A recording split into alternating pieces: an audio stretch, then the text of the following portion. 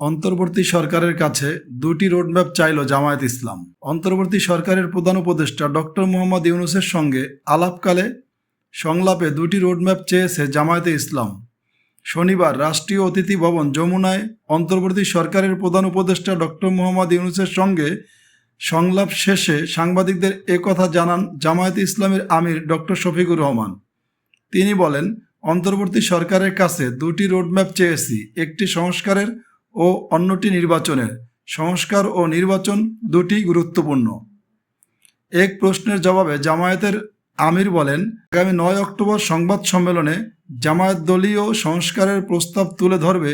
শুরু থেকেই আমরা বলছি, সরকারকে সংস্কারের জন্য যৌক্তিক সময় দিতে হবে। যৌক্তিক সময় কতটা তা 9 অক্টোবর মুখ খুলব। ডক্টর শফিকুর রহমান বলেন, আজকের সংলাপে আসন্ন দুর্গাপূজা নিয়ে কথা হয়েছে। আইন শৃঙ্খলা বাহিনী ও জনগণ পূজায় নিরাপত্তা দেবে। আশা করি অভূতপূর্ব সুন্দর পূজা অনুষ্ঠিত হবে।